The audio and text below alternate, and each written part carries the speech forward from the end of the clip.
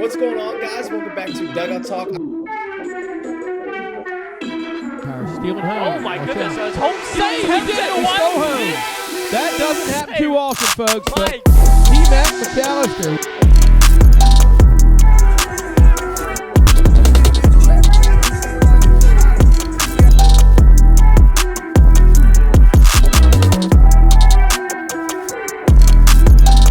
What's going on, guys? Welcome back to Dugout Talk. I'm one of your hosts, Tristan McAllister, and joining me are the other two hosts, Red Sox minor leaguer Cooper Adams and Gettysburg College hitting coach Jason Kramer.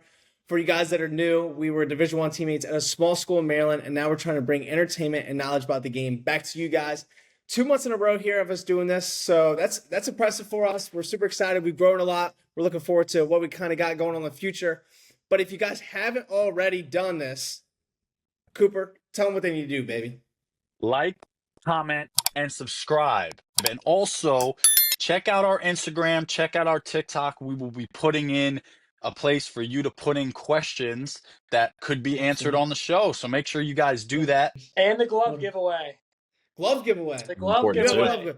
Once we hit 2,000 subscribers, we are doing a glove giveaway. So you guys check that out on the Instagram. You gotta, I don't really know all the details. I know you gotta like it, subscribe, tag a friend, share it to your story, or something like that. But we are doing a glove giveaway. So It's a nice we'll looking see glove, you. too. I take it. Very nice looking glove. If Kramer, if you could tell all the playmakers at home what we're talking about today, that would be fantastic. Our main topic is going to be what is the best way to train in the offseason as a pitcher or hitter. And then we'll go into a turning topic of the Cody Bellinger trade. And then we'll do some fan questions. Finally, wrap it up with the Bible verse. So I'm excited about it. It's going to be a really good episode, and let's get rolling.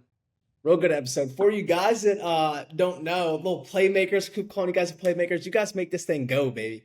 You guys make the plays out there for us.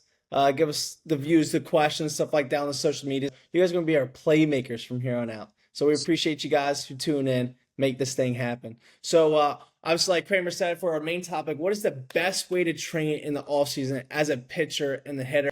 So Coop, we'll kind of let you cover the pitcher side of it because a question that I always hear so much about the pitchers, should I keep throwing? Should I not? What velocity should I be throwing at? And obviously you going through tread and training so much, and then you had pro days in the winter, right? You had to be ready to go in February when you're playing college ball, but then you also had, when you got done playing college ball, you had to train for your pro day in January. So a little different timing there. Obviously velocity, when you build up, when you don't. So we'll kind of let you cover the pitchers, and then Kramer and I will cover the hitters on what we think where they should be at going into the offseason. So, Coop, obviously tell us like how a pitcher should be training right now before entering their season. No, for sure, Tristan. It is very different and depends sometimes on the guy, but usually for me, at least right now, like I'm building up to go to spring training on February 16th, and I won't start throwing bullpens until the beginning of January, just on how I finished my season in mid-November, 'cause I went to fall league. So for me, I took around 2 weeks off, just let my body rest. You kind of always usually need to like have that mental little physical break, right? So I took 2 weeks off. I lifted still. But right now, for me, it's building back capacity in my arm. And a lot of it, I know for me, is I think I'm going 90 to 120 every day for around 10 to 15 minutes of just light toss. When you go out, especially as a pitcher, like when you go out, right? You're supposed to just keep a little bit of arc on the ball. Don't try and chuck it as hard as you can. Don't try and throw it 100 miles an hour. Just nice and easy. Get it to your partner. Keep it light. Use your body. Use your feet, and just let it be light. Let it be relaxed, easy, and you get the throws in. You get the volume, right? And then when you start working in, like I would say, probably around the if you're going for 10 minutes, around the 8 minute mark, or 7 minute mark, or if you're going for 12 minutes, around the 9 to 10 minute mark. And when you're coming in, it depends on the phase. Like I know for my first week, I kept it relatively light when I was coming in. Still left like let a little bit more of a line drive, right? But not crazy. But now as I've gotten into the phase, this is my third week of throwing, right? I've started to do a little bit more pull downs coming in. Nothing crazy, not yet until leading into when I'm supposed to do like 100% pull downs, which will be in 2 weeks from now. right? It's like, all right, let me see where my arm's at. I'll throw a couple pull downs to my partner, and then I'll work on my off speed stuff, and then obviously call it a day and get my arm care stuff in. And then after that, really lift, man, lift, do your mobility, like get that stuff in. This is the time where you can get stronger. This is the time where you can get more flexible and really build. Um, so that's probably the most important part and most important time to do all the things that you need to do physically to prepare yourself for the season. And for How me, many times how mm, many times a week should they be lifting, you think? I usually say the minimum is 3 times a week, and then the maximum is five. I And believe for the mm, off days, so then if they're taking days off, are they just relaxing the body, or how are they approaching those days? it depends on what you're doing that day. So I know right now, Monday and Thursday and Sunday are my off days for lifting. I'm lifting 4 times a week. So Monday and Thursday, I'm still throwing. So I do my correctives work, which is basically my mobility, making sure my body is in good form and stretched out and all that type of stuff. So I do those on Monday and Thursday to make sure that I'm still building towards something. And obviously, I'm throwing on those days. But Sunday for me is my complete off day. Like I don't do a single thing baseball. I also think that's very important to have that off day and have that rest day to let your body be able to repair itself, recover, and get yourself ready for the next week of training. Yeah, so I don't think kids realize how important the rest is. And I'm not talking about rest like take a day off, I don't feel good, kind of take a day off. Like you need to realize you need to know your body. Obviously, you've gone through so much training over years of college ball and now into pro season. You know when your body kind of needs a break. Guys should be pushing their limits, but no understanding when they do need to take a break and take time off. Now, obviously, the question: some people throwing, people pitchers take this time off. They want to give the arm rest. How do you feel about the arms that aren't throwing at all? Should they be doing that? How do you approach that? Um, it's interesting. I think usually there are a lot of different schools of thought around this. There are people that they shut down for a month, 2 month period of time, and that's when they really focus on the weightlifting part of things. They get stronger, they get more mobile, and they build up the body. And then obviously they come back and they kind of build it up in kind of a shorter amount of time. I personally believe that you do need some time to rest and relax. But I also believe too, where if you're taking 2, 3, 4 months off of throwing, it's going to be a more disservice to you. And it's really going to hurt kind of the ability for your tissue to recover and kind of hold that together when you're starting to go 100%.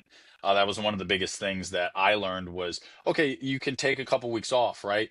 But when you come back in from taking a couple weeks off, don't start throwing 100% because your tissue's not used to throwing at 100% because it took those 2 weeks off, right? So build up light, take the build up phase, right? But also understand that if you do take 2 to 3 months, like you're gonna have to really build yourself up carefully to get to that 100% mark because you have taken 2 to 3 months off of not throwing at all. So your tissue's not used to kind of the wear and tear that it takes to throw a ball really hard. So just understand that. I really think sometimes it depends on the person's body and depends on what works for them. I know guys in the pro phase that have to take 2 to 3 months off, and that's how they stay healthy long term. And I know guys that don't take a single week off. They throw every single day except for their like off days. But I think it just depends on sometimes what you feel is the best for you and your body. But understand that usually that phase is very similar for everyone. It's a build up phase. It's Yeah, building up to being able to throw again, not picking up a ball immediately after you took 2 weeks off or 2 months off and trying to throw 95 miles an hour. yeah, Take your time, build up, get stronger, like use that time that you have off to get stronger, you know, where you're weak at, build that up, and then go do your thing.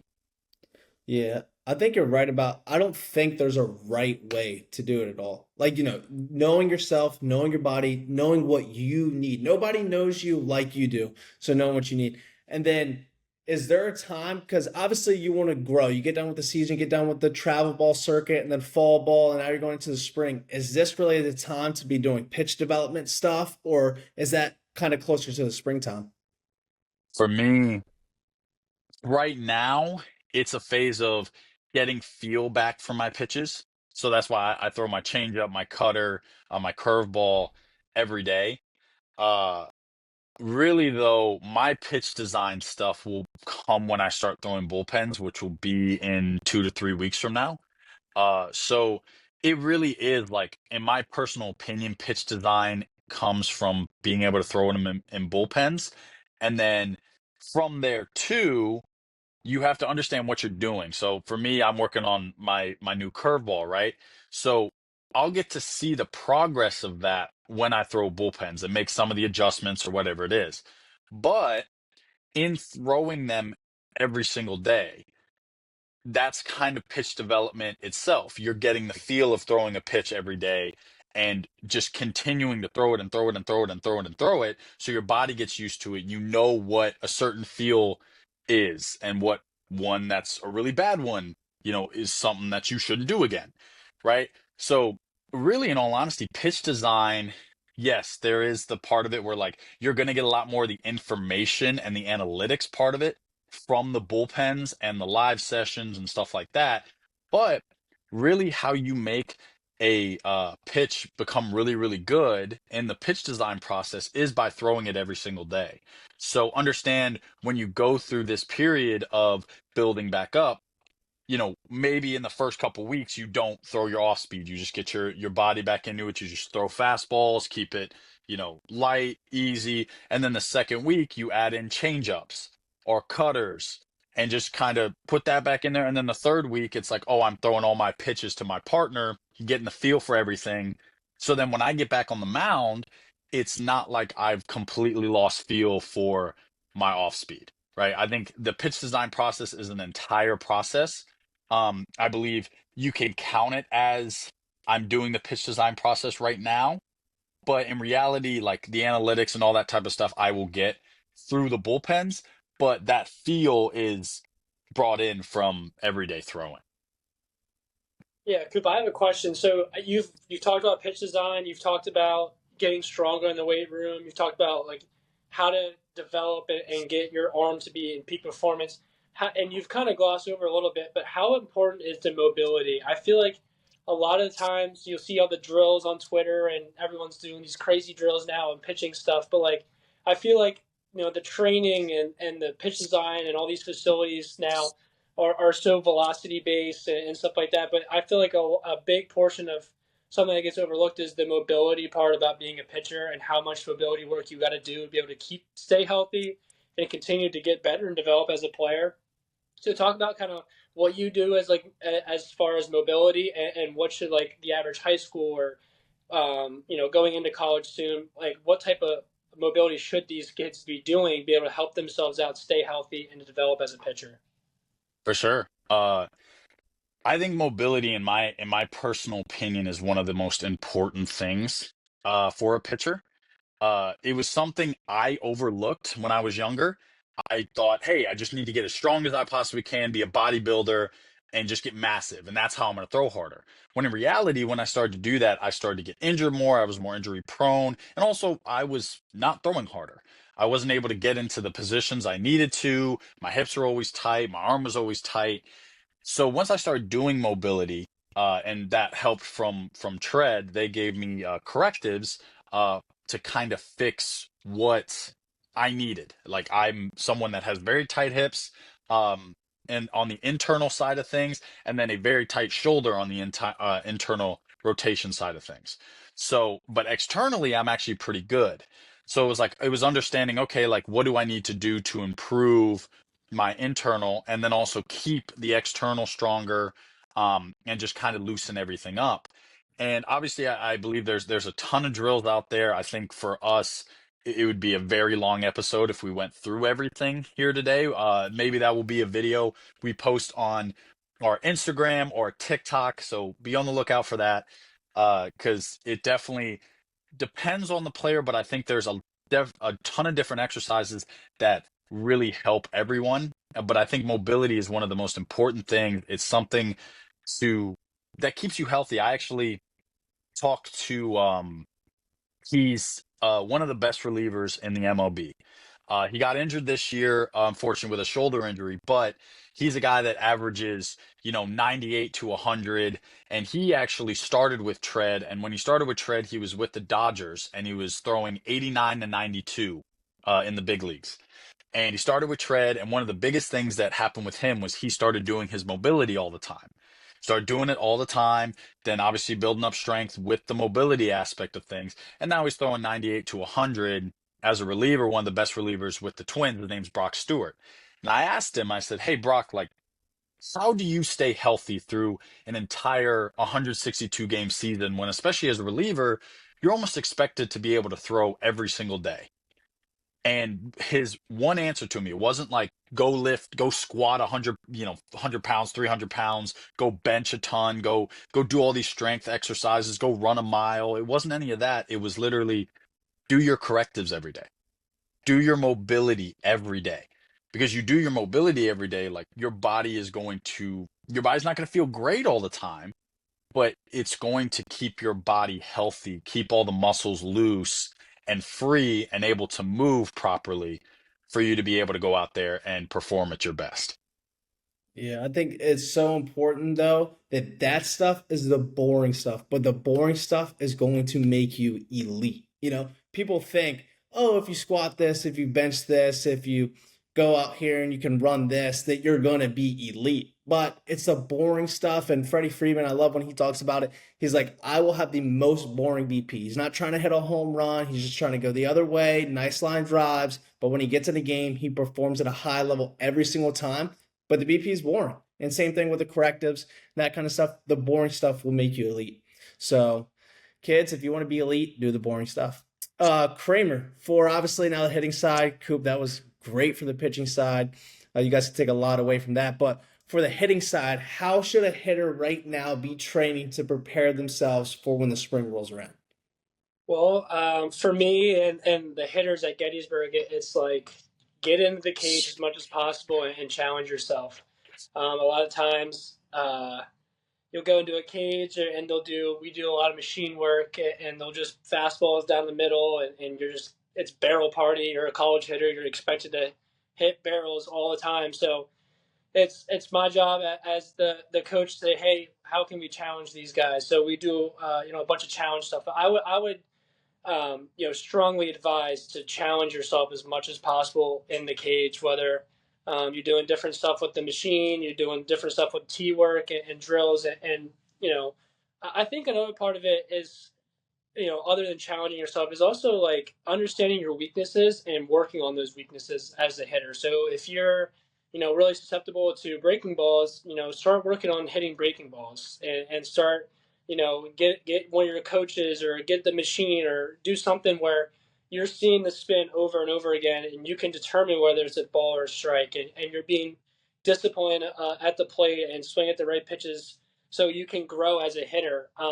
So I feel like a lot of times when I see kids hitting the cages, it's a lot of just working on your strengths. And I think what takes you from being an average hitter to a great hitter is doing, like Tristan said, the boring stuff and working on your weaknesses and doing stuff that really challenges you at the end of the day. I think I'm a huge believer in doing stuff that you're not good at and trying to get good at that. So, for me as a hitter, I wasn't very good at hitting the changeup. So what I do, try to hit as many changeups as I could. And, I wasn't always successful at it, but I tried my best and it worked out sometimes and I got way better at it. But that's the way you got to train. You just have to challenge yourself and understand your weaknesses and be, really disciplined in your training. You can hit once a week or whatever, and you should not expect good results at that point. You got to be in the cage all the time, and you got to have a plan and a purpose in the cage at all times. Because if you're just mindlessly hitting, you're going to get passed by someone who's really disciplined in what they do. And if your aspiration is to play, on your varsity team or college or professional, there is so many people trying to get to that level as well. So I would just say be really disciplined in what you do, challenge yourself, and don't be afraid to work on your weaknesses. And I get it doesn't look glamorous. You may not be hitting the ball as good as anyone else or whatever, but you're doing what you need to do to be able to get better. At the end of the day, it shouldn't matter what it looks like, or if you're hitting bombs in the cage. It's a 20-foot cage. It is what it is. It hits the net and it goes down. So it's all for show. You just got to work on what you need to work on and continue to get better. I Yeah, the actually got a perfect. question before you get into that, Yeah. T-Mac. Because obviously Kramer hit some fucking nukes. Sorry, cursing. I'm gonna say that again. uh, Kramer hit some nukes off changeups, right? And like you said, he struggled with that, but definitely got better. One of the questions I have for you, Kramer and T-Mac, is how much is too much, right? Because I know there's guys that spend every waking hour at the cage, and it's like how much is too much that like the point of taking 7,000 swings is actually going to hurt you versus get you better. And then also the viewpoint of treating how important and did you guys do it when you were training of trying to take every training situation and treat it like it's a game situation. Like, did you guys do that? Did it help anyway? And also, I guess another one is, what was your guys' preparation? Like, was it tee work to start, then front flips, and then you guys got into the hard nitty gritty stuff of hitting off the machine, doing curveballs, change up, stuff like that. I know that's a lot to unpack, but those are my questions. Yeah, you got it, Yeah, I Tristan. mean, I appreciate that. For me, like when you're talking about, what you did, T work, front flips, and everything like that, the purpose behind everything is so important, like Kramer touched on, and that's what you really know what your day to day looks like. So my routine was built around what I was trying to have purpose in. So for me, I felt like if I could get my top hand to the baseball every single time, then I was going to be successful, right? If I had good direction, I could get the top hand, then I was going to be good. So my purpose every day I stepped in the cage was tee work, and I was doing top hand stuff first, and then I would set the tee as deep as I possibly could to enter the zone really deep. So I would have like a long hitting zone that the barrel could be in the zone for a long time. And I was just trying to get in early, stay as long through the zone as I possibly could, right?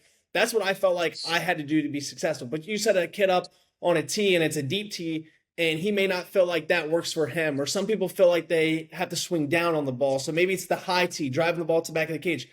But the reason I figured that out for me is over obviously the years, I figured out who I was as a hitter and what I needed to. Because a bunch of people are going to tell you a bunch of different things when you're growing up. You got your hitting coach at school, you got your hitting coach back home that you grew up with. Then as you get a little older, then you got your high school coach and your travel ball coach. And you got all these different hitting coaches. You got to figure out, just like I said on the pitching side, what you need. You need to figure out, nobody knows you like you. And so once you figure out what works for you, and I hear people say this all the time where they say, "Oh, I used to do that and I was going really good then. Now I don't do it anymore." Well, why'd you stop doing it? You were going really good. So stay with that plan. If something's working for you, stay with it.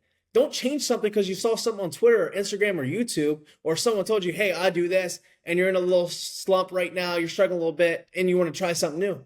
Do what works for you. So each day for me, the deep tee, getting off the tee, one hand stuff, deep tee. Then I'd go into flips because I just wanted to feel rhythm. I just wanted to be nice and slow, and the front flips kept me there. I could be super directional. And then I would go into, I wanted to see stuff out of the hand before I played. And then the practices, I challenge myself, and I'll get into that a little bit more. But I'll let you kind of walk through what you did, Kramer, when you were kind of starting out. Well, I was kind of gonna go off of like Coop's question, where like the training of like the weaknesses and how much training and stuff like that. Like, I think everyone's different. I think Tristan, me and you are a little bit different. We were in there for a long period of time. At times, you were a little bit worse than I was. And Yeah, I Tristan was. was the cage rat. He loved being in the I cage. was. I loved it too, but there was a certain point where I was like, okay, this is enough. And I think it's where like mechanics start to break down consistently. Like if you get tired and your legs are tired and you're just like spinning off balls and you're just like not being as consistent as you were in the beginning, and you just feel like you're drained, like you just got to cut it. You don't want to build bad habits. You don't want to, um, you know, get frustrated at that day. If you had a good day in the beginning and you kind of, got cut off on the end, like I would say you just got to find, the point where you're about to just like get tired, and you know your body. Everyone knows like you're about to get tired, and you've done really good focused work for half hour or 45 minutes or whatever the case may be, and understand your body, and you're about to get tired. You just got to get out. Those bad habits that happen in that last 15, 20 minutes, it's happened to every hitter, where you're just trying to fix something, you're getting frustrated, you're tired, and then you start building bad habits, and then you get frustrated, and the game's already hard enough, so you don't want to, build more pressure than there already is. So, and then to answer the other question, where, the changeups for me, like I would just, you know, put up the machine, do like some type of like change up esque thing. We just mess with the buttons all the time, just trying to find something where just we can simulate a change up, or you have a coach throw to you a change up, do like a fastball change up round, or fastball curveball, whatever your case may be, and kind of just work on it, and understand and try to see the spin and understand what's a strike and what's not a strike. I think the biggest thing for me when I dealt with the off speed and the changeup was figuring out what's a strike and what isn't, and just being better on pitch selection. I think a lot of times you'll get in a rhythm where it's a machine or a guy throwing, and he's really good at throwing BP. It's just strike after strike after strike. If you guys can find a way to, you know, mix it up and take some balls and be really disciplined with the plate and understand what's a strike and what's not a strike, and have some like active takes and understand what is a strike, and what's in your power zone, what can't you handle. Understand yourself as a hitter, like, hey, I'm really good in the inside pitch and I'm not so good in the outside pitch. So if I'm in a 2-0 count, if there's anything away, I'm not swinging at it because I'm not very good there. I want a pitch that's middle in that I can do damage with. And then you can use that weakness and work on that, and have T outside, or you get, front toss outside. You work on that, but understanding yourself on the plate is huge too, because you just got to understand your power zones and what's a strike, because everyone's eyes work a little bit different. It may look like a ball to someone, but it's actually a strike, and you got to swing at it. So you just understanding yourself and how you operate and what's your strengths and weaknesses and on the plate, and understand what you're trying to go for as a hitter. So Yeah. I love the saying that I've seen, like, hitters who hit. And so for me, obviously, we said I was in the cage all the time, a little too much, obviously, but I felt like if you put in the work, one, it builds the confidence, right? You're in there every day, you're working hard, like, and I was bound to figure it out. If I was going bad, I was bound to figure out why I was going bad, which obviously would drive me up the wall a little bit and stuff like that. And I actually saw a sports psychologist my senior year because things were going really bad, and I remember walking out of the cage. I don't know what's going on. Frick this, fouling off balls, just can't figure it out. And body doesn't feel good. And then actually, when I met with her and I was talking with her a little bit, we actually came to, a conclusion where we thought, okay, I'm going to put into the point where I feel good, and then I'm going to close it for the day. And when I'm going bad, that's fine. I'm still going to go put the work in. And if it's a bad day, that's fine. It's okay to have bad days. And that's what I wasn't okay with. I didn't want to have a bad day. And having bad days are important. It's because they're going to happen. Everybody's going to enter them. I don't care if you played 15 years in the big leagues. I love seeing the video people have posted before on Twitter of Mookie Betts fouling off balls off the machine at Dodger Stadium. And people think like, oh, the pro baseball players who are so good and elite players and future Hall of Famers, that they don't mess up. People think they're perfect, and they're not. And so for me, the realization of knowing I'm going to have a bad day, but if I have the purpose and the plan behind it, then I'm fine. I won the day. And so kind of going back into the weaknesses and the strengths, like I love what Kramer's talking about.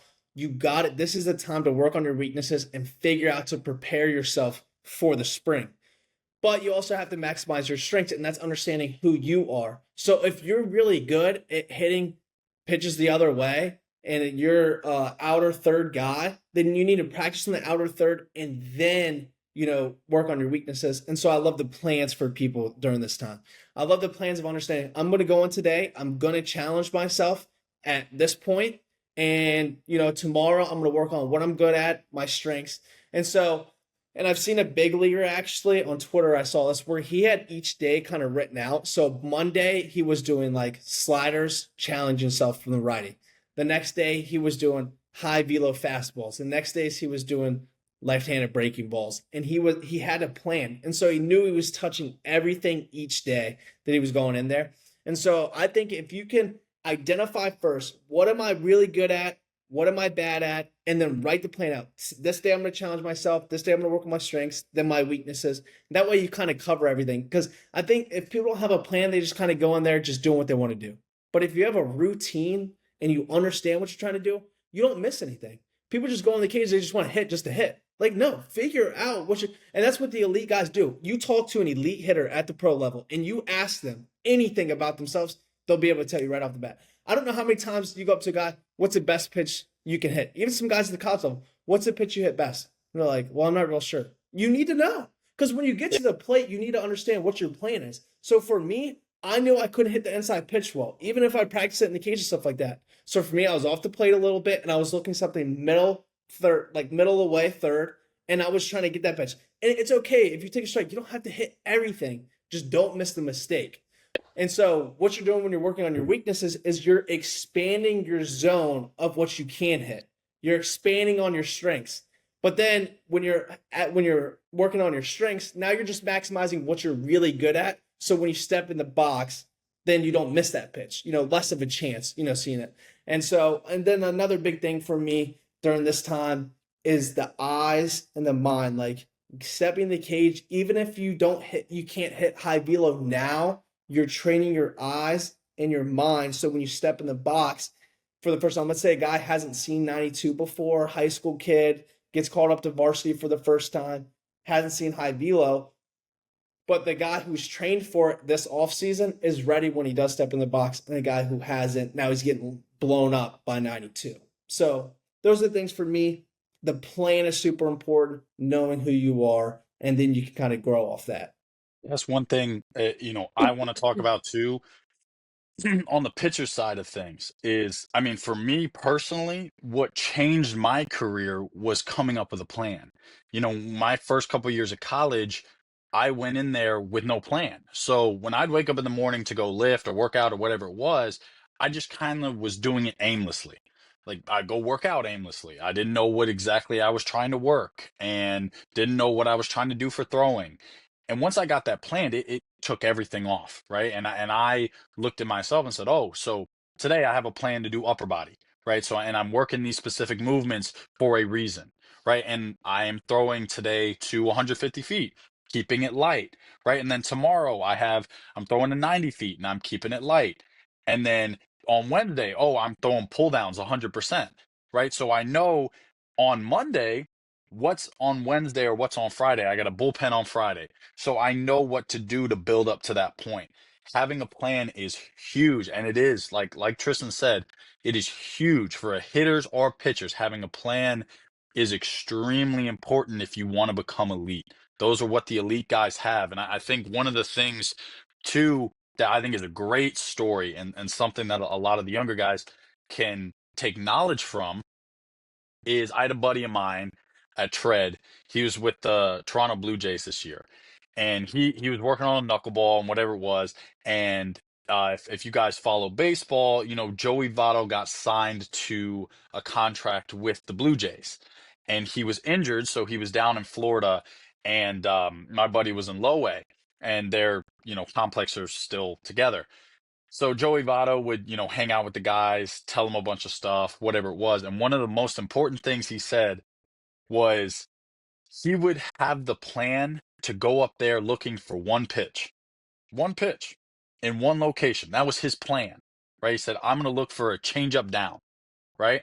And he said, he's like, there's times I might not get that pitch the entire game. And I go 0 for 4. And it is what it is, right? But then if you get that pitch, number one, you better not miss it. But you get that pitch, you hit it, right? And obviously you got to be able to hit other things, whatever it is, but that's your plan. That's what you are going up there looking for. And that's what a lot of the elite hitters do is they go up there with a plan to look for a pitch to hit and a location to hit. And when they get it, they don't miss it. And that was one thing that Absolutely. I really, saw value in is they go up there with a plan. So that's them in the game, right? That's their plan in the game.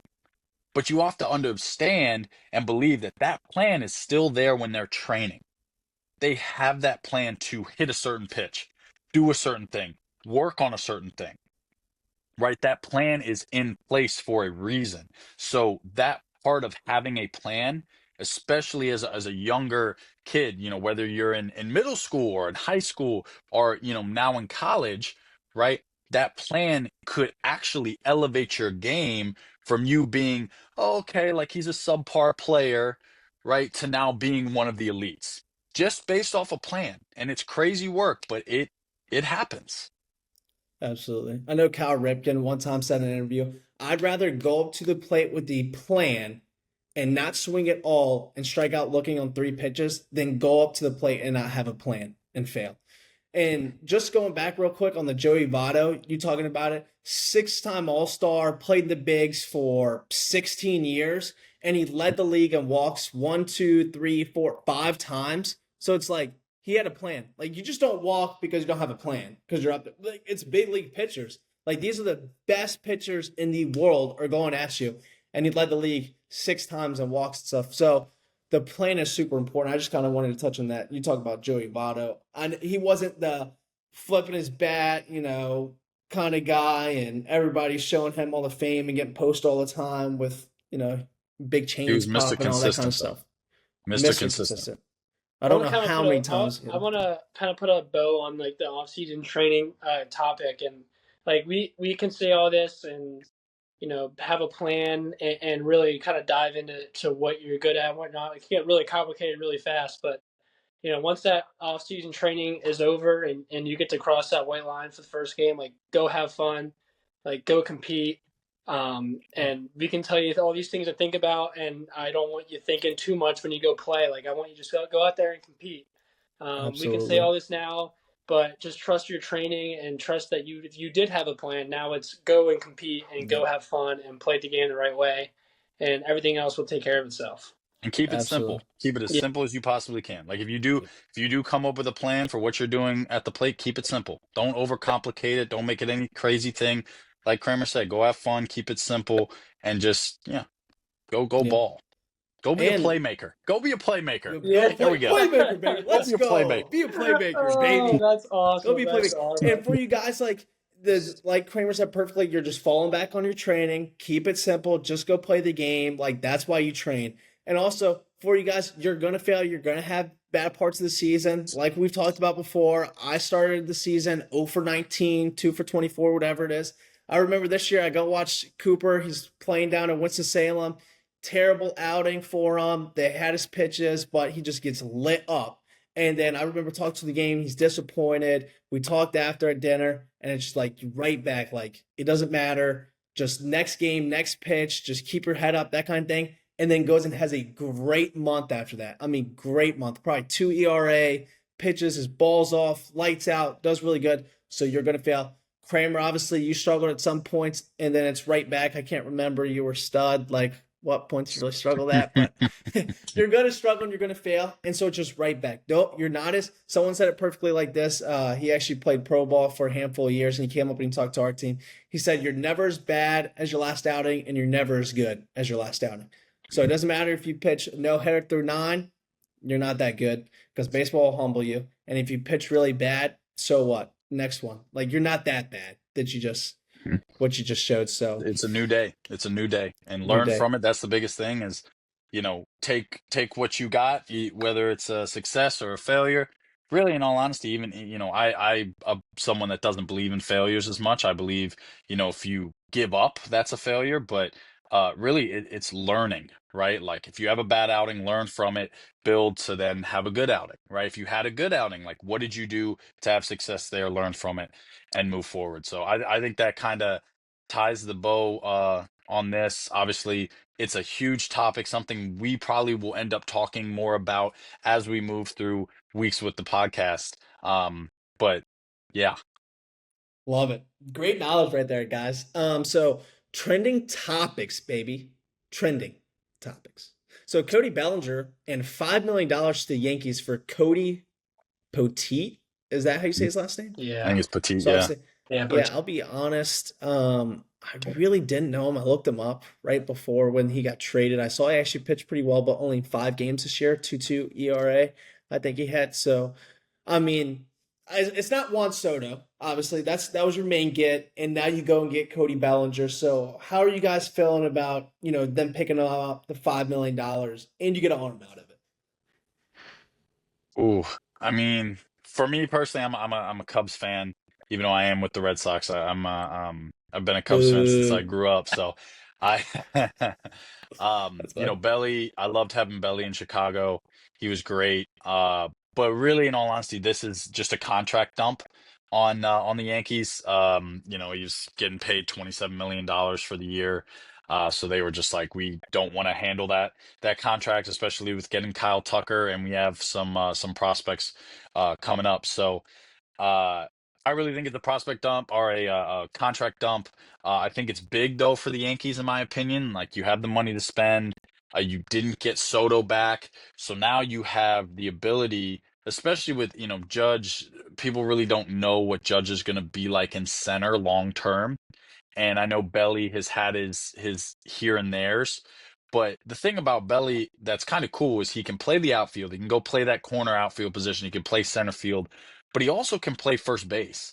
And I know the Yankees have Rizzo, right? But Rizzo's definitely getting up there in age, so it gives the Yankees the ability to put in one of the quote unquote premier guys in a sense. I don't know if he's up Cody's up there right now, but still a guy that's really quality, consistent, and put him at first base when, you want to give Rizzo a break or put him in the outfield.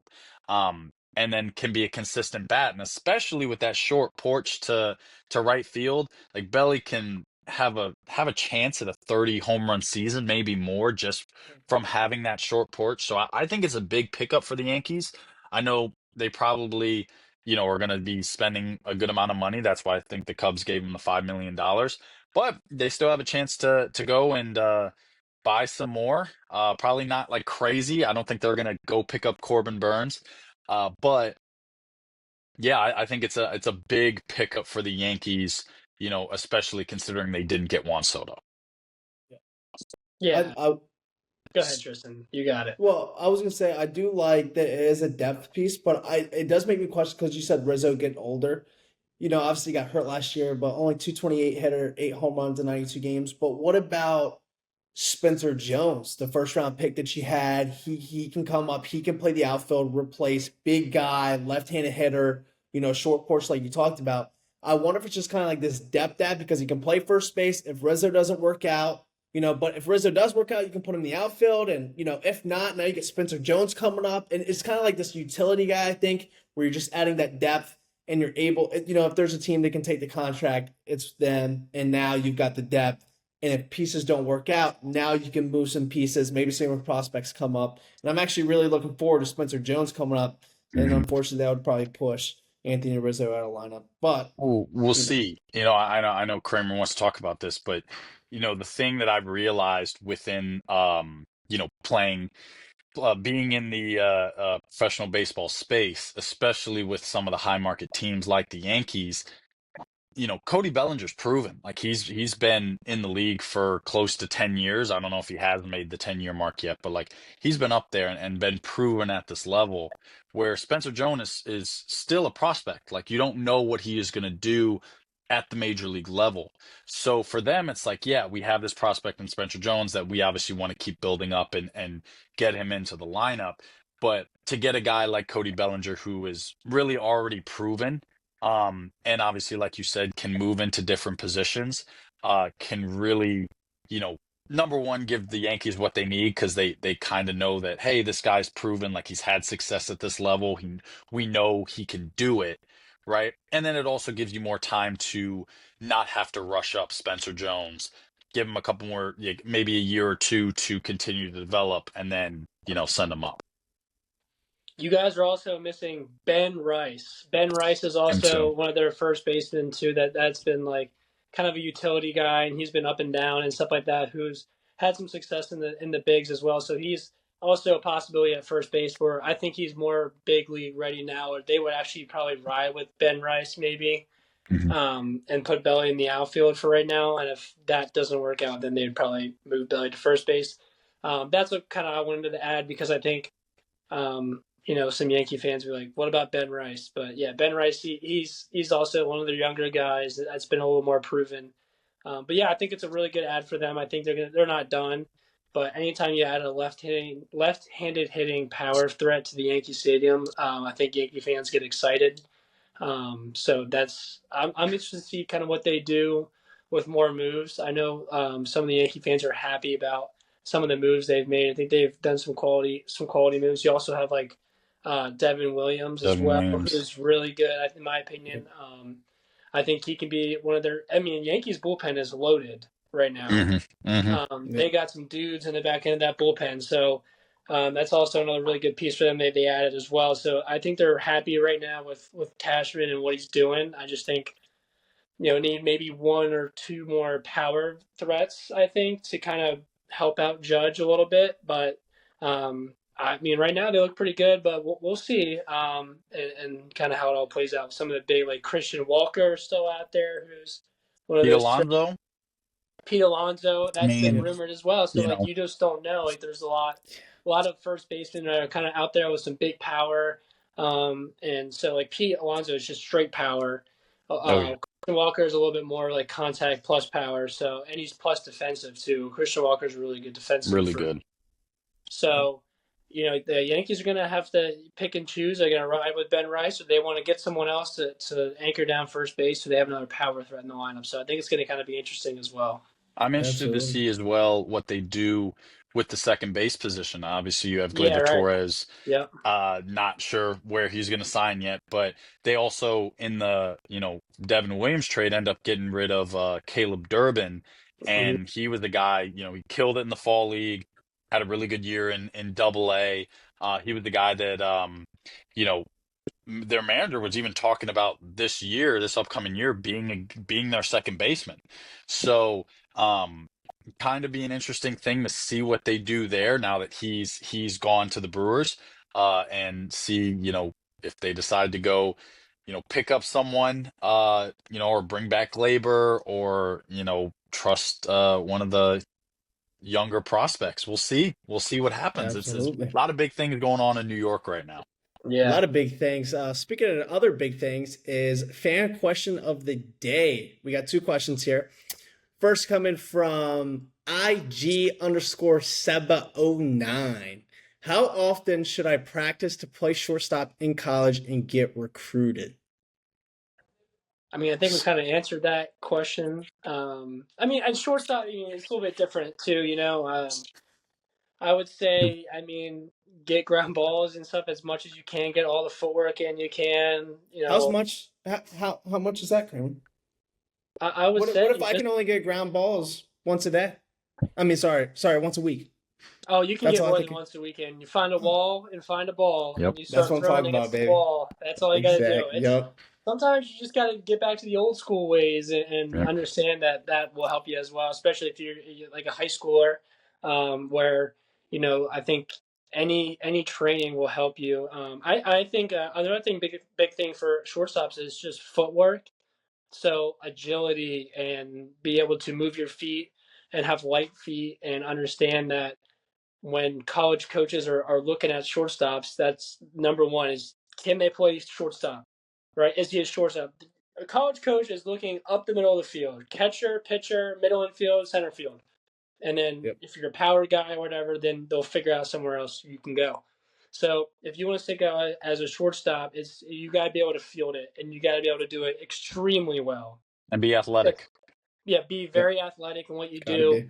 You got to make some really good plays. So that takes really good footwork. So I think agility is something that you got to do. You got to do a lot of footwork and work on your hands, and you got to do as much as possible. If you truly want to be a college shortstop, it's one of the most premium positions in college baseball, if not the most premium. As a fielder, for sure. Pitchers are obviously probably the most premium on the field because you got to have pitching to win. But yeah, if you want to be a college shortstop and you want to play varsity baseball and stuff like that, you got to train every day, and you just gotta train as much as you can. Where you are getting great reps in, and you're just trying to be as athletic as possible out there and help your team win as much as possible. Yep. And I know T-Mac, you might want to cover this, but when I was in high school, I obviously don't wasn't a position player in college, not a position player now, but in high school I was, and we used to do workouts in the morning and in the afternoon for just defensive stuff, and a lot of it wasn't even, you take some ground balls here and there, right? But most of the work was like Kramer said, like getting a ball, getting a wall, doing short hops, right? If you got a partner, like tossing short hops, doing, front hand, back hand, like straight up, right? And then for the footwork part of it, like what we would do, put a ball right in front of you and get to the ball. Like move do your footwork to get yourself in the position to field the ball, and then go from there and act like you're throwing it to first. Don't actually pick up the ball and throw it, especially if you're in the house. But that kind of practice, right, adds up. And then once you get to the part of actually hitting ground balls to you, you take that footwork, you take the practice with the short hops and put that into play there, and you get more comfortable putting it all together.